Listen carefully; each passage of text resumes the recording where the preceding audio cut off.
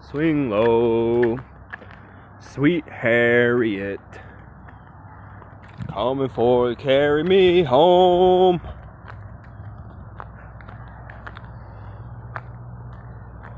I'm out for a walk today. Look at all the beautiful scenery. Innit?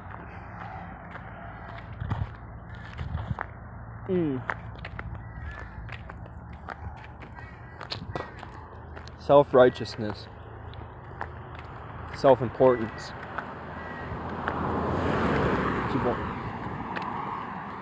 Get him all up in this. It's starting to rain.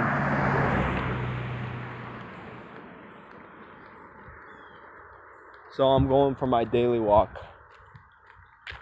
Look at that. I almost slipped. But yeah.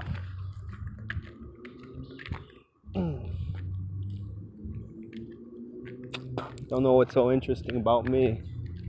Had a gnat keep flying like 4 inches away from my face, maintaining its distance as I'm walking. I must be very interesting.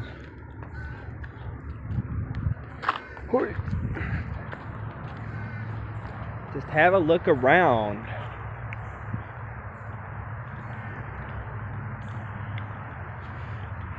Here we are up at Dog Creek. This is called Dog Creek. Goes up and down like so.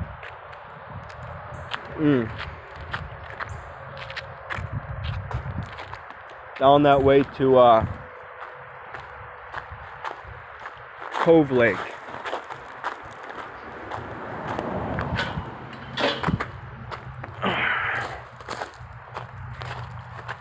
I wonder how long this walk will take me.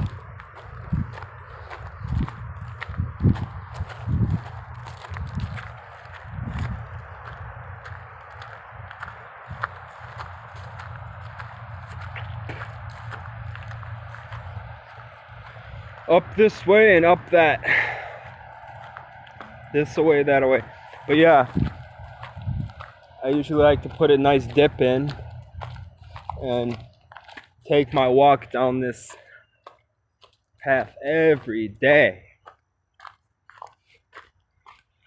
I'll walk down this way. I'll circle up when it spits out on this little side road up here, then come up the highway to back home.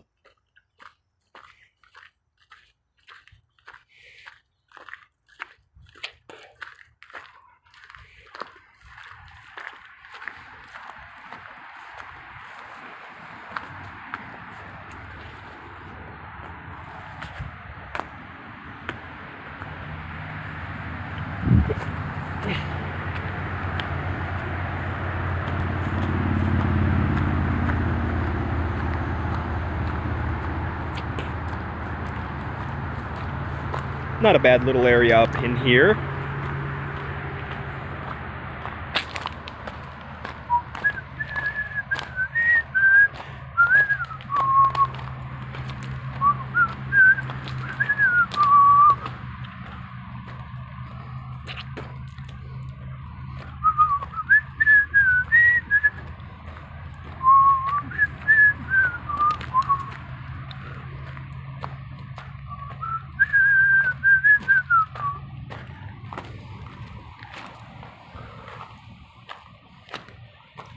Anyway,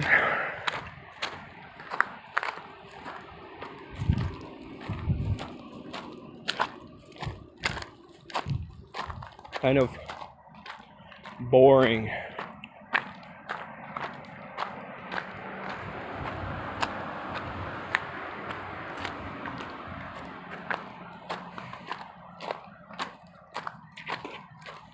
I wanted to talk about something,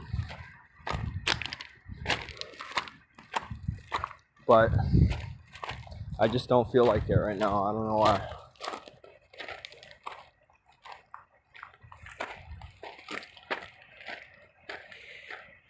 Scenery is quite nice.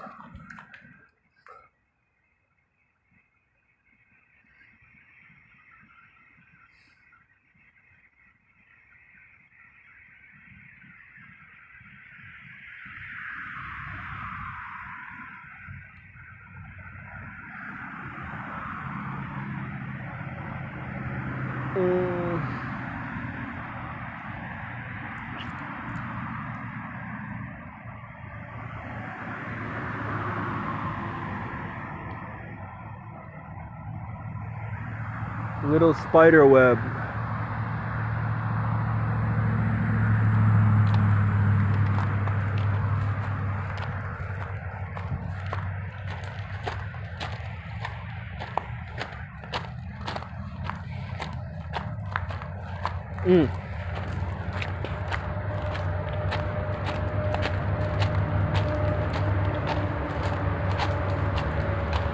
All right.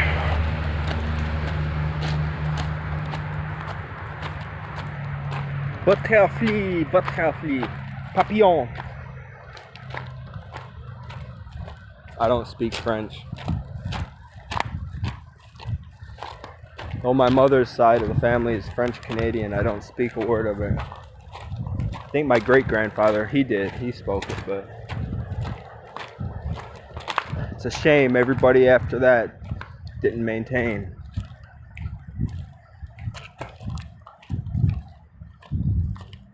Anyways.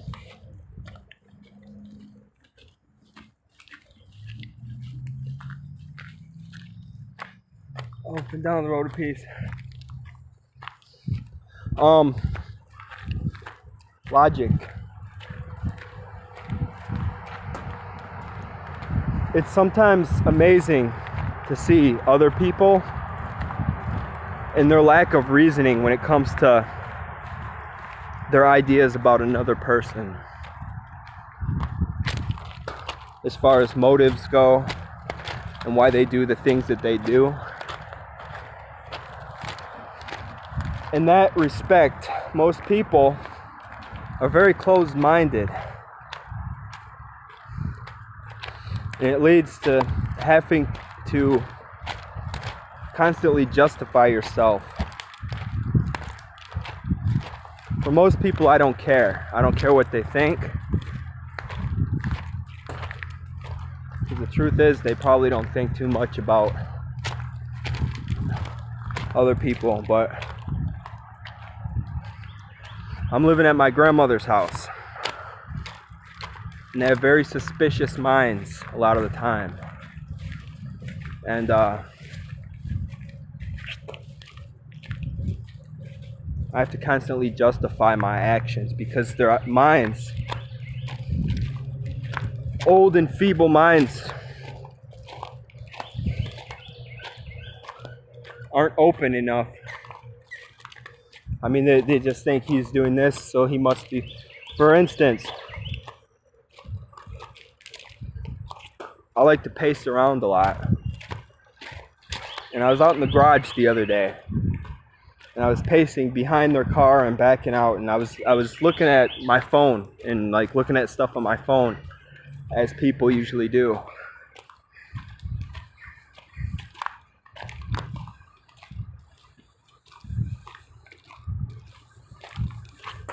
And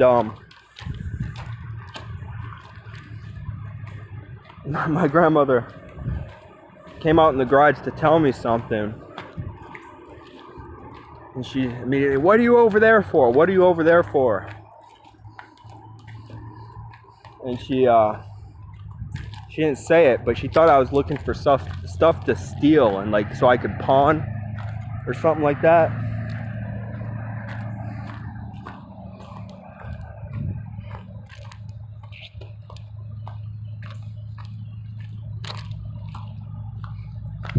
And then she's pissed off at me for like 2 days after that because of her suspicious mind.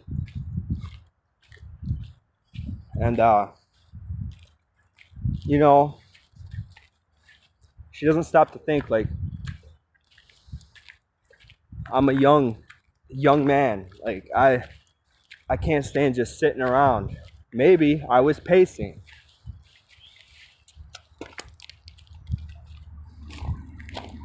Just because I don't sit in a chair all day, rocking back and forth, doesn't mean I'm up to no good. And the truth is, I've never given her any reason to doubt me or have such suspicions.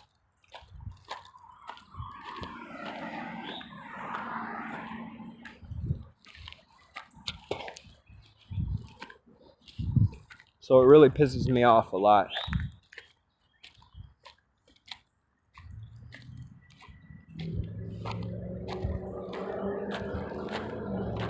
Really, really does.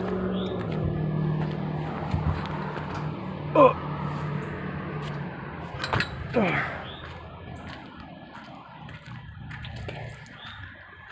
Anyways,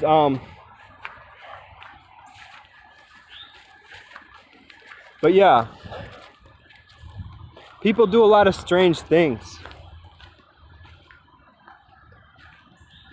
I don't know if it's just me, but I like to have an open mind to possibilities. You know, of course, if somebody's a drug addict or something like that, or prone, or been convicted of crimes, or you know, certain kind of people a certain way, of course, if they're doing this or that in some situation, like, yeah, they're probably doing this or that. It's easy to ascertain certain things, but when I see somebody doing something strange, I like to think maybe, I mean, there's a whole world of possibilities why people do the things that they do. But it really pisses me off when people are just so stupid. Like, oh, I think that this is for that reason. Boom. And go with that thought.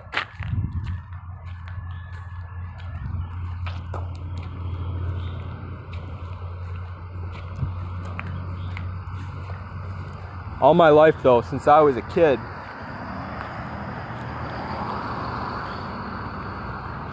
I've been, one, underestimated by people. People always underestimate me. Always. Ever since I was a little kid. Which I'm not complaining, because I'd rather be underestimated than overestimated. Now, there are times when it pays to have a reputation that precedes you in certain aspects of life. But for the most part, it is better to be underestimated.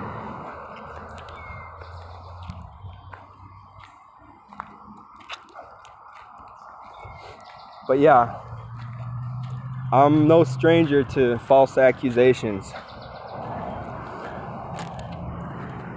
Let me explain. One time, I was accused by my own mother of sodomizing the family dog when I was about 14, 15. And here's how it went down. I was in the bathroom taking a crap.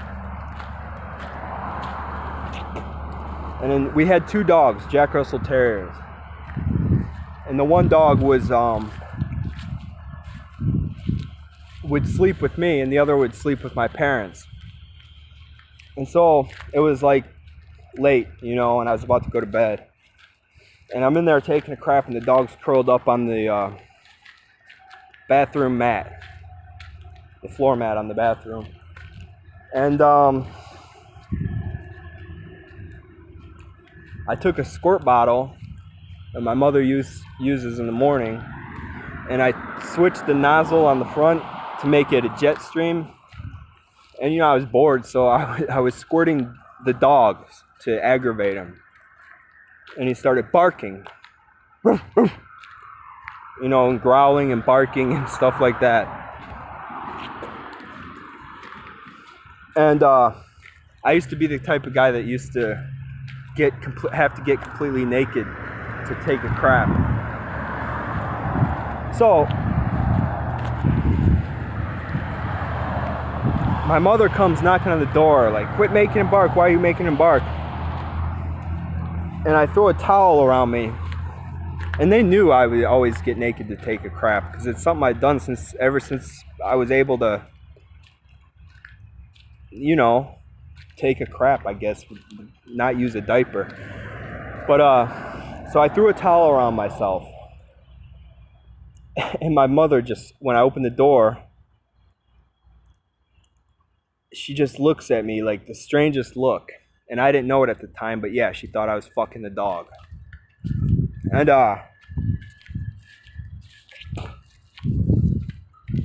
anyways,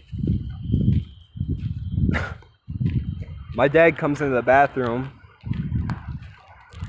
or he starts banging on the door. Like, I shut the door, she went back to bed. I guess she told my dad he's in there fucking the dog.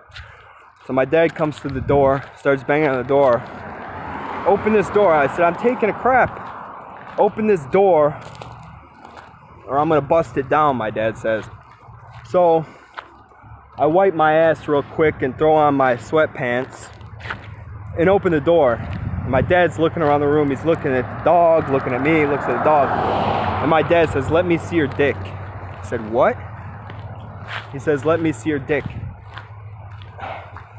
And so I pull down my pants and I show him. And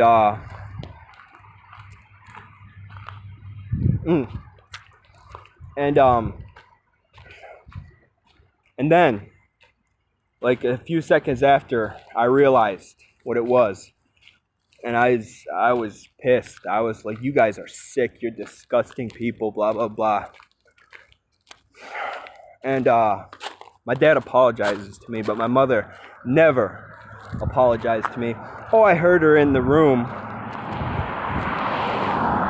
sobbing and crying, am I a bad mother, blah, blah, blah. But not one time did she apologize to me. She apologized to my father. I heard her. And it was awkward for like days, for like weeks, you know. I didn't even want to be around her. You know, oh, Jim, am I a bad mother? Oh, I heard her in the room. My dad, don't say anything about it to her. Don't say anything about it to her. She feels so terrible. Fuck how she feels. How does she think I felt? But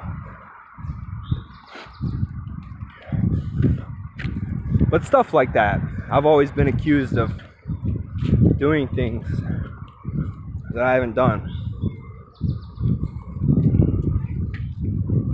I'm no stranger to it, but it never ceases to piss me off.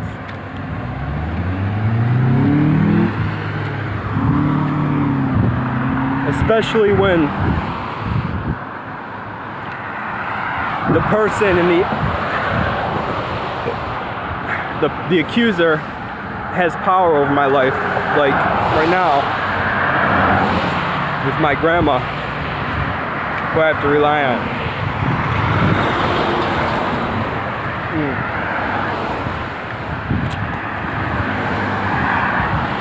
Speaking of which, I'd better get back to the house because otherwise she'll be suspicious.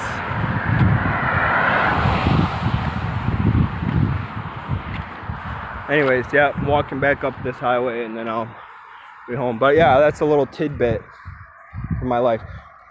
And you know, I'm not complaining because in the end, like, it gives me a different perspective on things, always being in that position. And it leads me not to care what people think. In fact, I'm more comfortable being surrounded by people who hate me and want to see me fail because of it.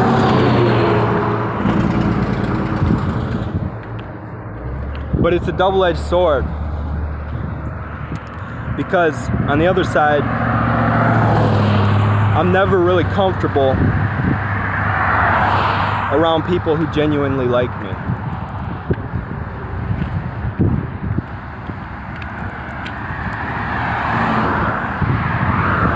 Anyways, That's one thing about adversity.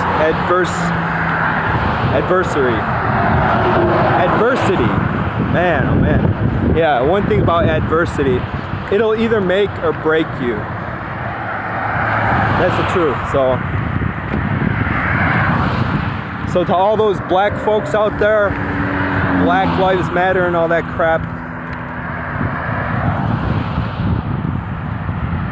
adversity will only make or break you. I once had a black guy tell me, you know what? The government made crack cocaine because they wanted to keep black people down.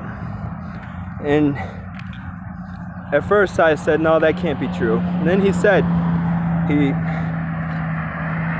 something that's kind of made a point. He said, look, to make crack cocaine, who's got all this money to waste to just mess around with cocaine and come up with crack? It had to be the government. I said, you know what? Hey, that's the truth. That could be the truth. Very well could be. You know what? But you got to look at it this way. Whose fault is it?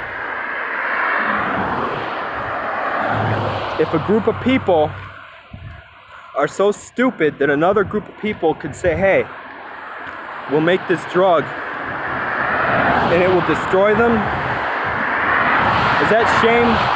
Is that shame on us, or is that shame on you? As bad as black people have it in America, which is nowhere near as bad as what they have it over in Africa. I'm talking about opportunity. No shortage of opportunity in America. It doesn't matter if you were in the, recession or whatever. Or whatever.